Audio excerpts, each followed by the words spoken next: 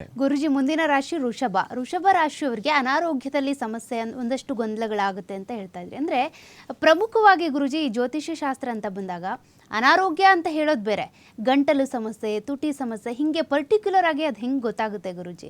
ನೋಡಿ, ಯಾವುದೇ ಆಗಬಹುದು. ನಾವು ಜನ್ಮದಿನಾಂಕದಲ್ಲಿ ನಾವು ನೋಡಿದಾಗ ಆರೋಗ್ಯ ಸ್ಥಾನ ಅಂತ ಹೇಳ್ತೀವಿ. ಋಣ, ರೋಗ, ಆರೋಗ್ಯದ ವಿಚಾರದಲ್ಲಿ 6ನೇ ಮನೆ ನೋಡ್ತೀವಿ. ಅದೇ ರೀತಿ ಗ್ರಹಣ ಸಂಭವಿಸುವಂತ ಸಂದರ್ಭ ಏನಿರುತ್ತೆ ಅದರಿಂದನೂ ಅವರ ರಾಶಿಯಿಂದ ಲೆಕ್ಕಾಚಾರ ಮಾಡ್ತೀವಿ. ಸೊ ಅದರಲ್ಲಿ ಹೇಗೆ ಅವ್ರಿಗೆ ಆರೋಗ್ಯ ಚೆನ್ನಾಗಿರುತ್ತೆ ಅಂತ. ನಾನು ಮೊನ್ನೆ ವೃಷಭ ರಾಶಿ ಬಗ್ಗೆ ಮಾತನಾಡ್ತಾ ಇದ್ದೆ.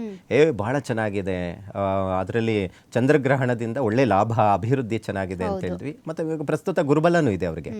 ಆದರೆ ಈ ಕೇತುಗ್ರಸ್ತ ಸೂರ್ಯಗ್ರಹಣ ಏನಿದೆ, ಈ ಮಹಾಲಯ ಅಮಾವಾಸ್ಯೆಯಿಂದ ಹೆಲ್ತ್ ಮೇಲೆ ಹೆಚ್ಚು ತೊಂದರೆ ಆಗುತ್ತೆ.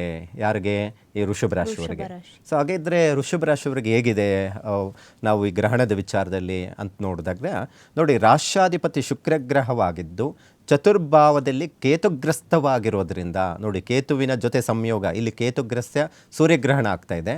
ಅದರ ಜೊತೆಗೆ ಈ ರವಿ ಏನು ಇರ್ತಾರೆ ಸಿಂಹರಾಶಿಯಲ್ಲಿ ಸ್ಥಿತವಾಗಿ ಆ ಮನೆಯಲ್ಲಿ ಇರುವಂಥದ್ದು ಶುಕ್ರ ರಾಷ್ಟ್ರಾಧಿಪತಿ ಆಗಿದ್ದಾನೆ. ಅದರಿಂದ ಏನಾಗುತ್ತೆ? ಹೆಲ್ತ್ ಹಾಳಾಗುತ್ತೆ. ತಾಯಿಯ ಆರೋಗ್ಯದ ಬಗ್ಗೆ ಹೆಚ್ಚು ಗಮನ ಕೊಡಬೇಕಾಗುತ್ತೆ. ತಾಯಂದ್ರೆ ಯಾರಾದರೂ ಇದ್ದರೆ ಆರೋಗ್ಯದ ಬಗ್ಗೆ ಹೆಚ್ಚು ಗಮನ ಕೊಡಬೇಕು. ಪಂಚಮ ಸ್ಥಾನದಲ್ಲಿ ಗ್ರಹಣ ಸಂಭವಿಸ್ತಾ ಇರೋದ್ರಿಂದ ಗರ್ಭಿಣಿಯರಿಗೂ ಅಂತೆ ಹೆಚ್ಚು ತೊಂದರೆಗಳು ಬರುವಂಥದ್ದು ಇರುತ್ತೆ. ಯಾಕೆಂದರೆ 5ನೇ ಮನೆ ಪುತ್ರಸ್ಥಾನ, ಮಕ್ಕಳ ವಿಚಾರಕ್ಕೆ ಸಂಬಂಧಪಟ್ಟಂಥ ವಿಚಾರಗಳನ್ನು ತಿಳ್ಕೊಳ್ಳೋದಕ್ಕೆ ಸಾಧ್ಯ ಆಗುತ್ತೆ. ಹಾಗಾಗಿ ಈಗಾಗಲೇ ವೃಷಭ ರಾಶಿ, ಅದರಲ್ಲಿ ಕೃತಿಕಾ ನಕ್ಷತ್ರ, ರೋಹಿಣಿ ನಕ್ಷತ್ರ, ಮೃಗಶಿರ ನಕ್ಷತ್ರ, ಎರಡು ಮತ್ತು 1-2 ಪಾದಗಳು ಯಾರು ಇರ್ತಾರೆ, ಒಂದು ಸ್ವಲ್ಪ ಹೆಲ್ತ್ ಮೇಲೆ, ಗರ್ಭಿಣಿಯರಿಗೆ ಆರೋಗ್ಯದ ಮೇಲೆ, ಮಕ್ಕಳ ಮೇಲೆ ಹೆಚ್ಚು ಪರಿಣಾಮ ಬೀಳುವಂಥದ್ದು ಇರುತ್ತೆ. ಮತ್ತು ಅದರ ಜೊತೆಗೆ ಮಕ್ಕಳ ವಿದ್ಯಾಭ್ಯಾಸದ ವಿಚಾರದಲ್ಲಿನೂ ಅಷ್ಟಾಗಿ ಚೆನ್ನಾಗಿರೋದಿಲ್ಲ. ಪೋಷಕರಿಗಂತೂ ನೆಮ್ಮದಿ ಇರೋದಿಲ್ಲ, ಮಕ್ಕಳು ಓದ್ತಾ ಇಲ್ಲ ಅನ್ನುವಂಥದ್ದು ಚಿಂತೆ ಕಾಡುವಂಥದ್ದು ಇರುತ್ತೆ.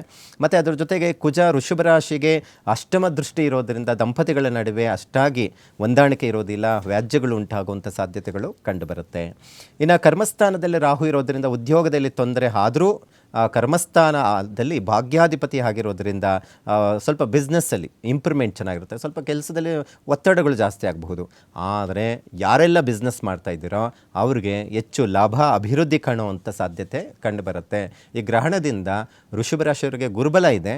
ಸ್ವಲ್ಪ ಹಣಕಾಸಿನ ವಿಚಾರದಲ್ಲಿ ಬಂದರೂ ಹೆಚ್ಚಿನ ಮಟ್ಟಿಗೆ ಮನೆ ಇಂಥದ್ರ ಮೇಲೆ ಹೆಚ್ಚು, ಅಥವಾ ಆಸ್ತಿ ವಿಚಾರದ ಮೇಲೆ ಹೆಚ್ಚು ಗಮನ ಕೊಟ್ಟು ಅದರ ಮೇಲೆ ಇನ್ವೆಸ್ಟ್ಮೆಂಟ್ ಮಾಡೋ ಸಾಧ್ಯತೆ ಜಾಸ್ತಿ ಇರುತ್ತೆ. ಈ ವೃಷಭ ರಾಶಿಯವರಂತೂ ಆರೋಗ್ಯದ ಬಗ್ಗೆ ಹೆಚ್ಚು ಗಮನ ಕೊಡಬೇಕು. ಅದರಲ್ಲಿ ಗರ್ಭಿಣಿಯರು ಯಾರಿರ್ತಾರೆ ಅವರು ಈಗೇನು ಆರೋಗ್ಯದ ಬಗ್ಗೆ ಹೆಚ್ಚು ಗಮನ ಕೊಡ್ತಾರೆ ಅದಕ್ಕೆ 4ರಷ್ಟು ಹೆಚ್ಚು ಗಮನ ಕೊಡೋದು ಒಳ್ಳೆಯದು. ಮಗು ಮೇಲೆ ಪರಿಣಾಮ ಬೀಳುವಂಥ ಸಾಧ್ಯತೆ ಕಂಡುಬರುತ್ತೆ.